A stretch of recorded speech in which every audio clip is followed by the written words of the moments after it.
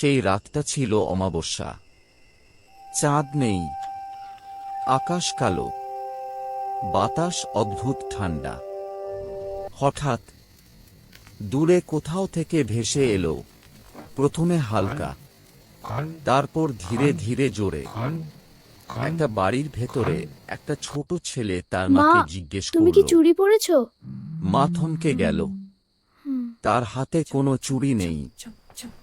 আবার এবার শব্দটা জানলার ঠিক বাইরে।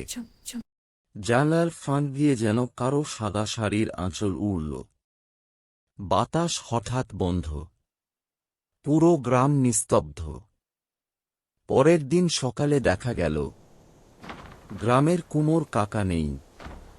তার ঘরের দরজা ভেতর থেকে বন্ধ, কিন্তু মাটির ওপর ছড়িয়ে আছে ভাঙা কাঁচের চুড়ি। লোকেরা বলাবলি শুরু করল, ওর ঘরে নাকি কাল রাতে খনখনে আওয়াজ শোনা গেছে। চুরি চুরি করেছিল নাকি সে? গ্রামের এক বৃদ্ধা দাদু অবশেষে মুখ খুললেন। ও ভূত না। সবাই চমকে উঠল। দাদু বললেন, অনেক বছর আগে এই গ্রামে ছিল এক মেয়ে, চুনি। তার সবচেয়ে প্রিয় জিনিস ছিল তার রঙিন চুড়ি। একদিন হঠাৎ গ্রামে চুনি ও বাকি সবার সব চুড়ি চুরি হয়ে যায়। লোকেরা তাকে চোর বলেছিল, অপমান করেছিল। সেই রাতেই সে হারিয়ে যায়।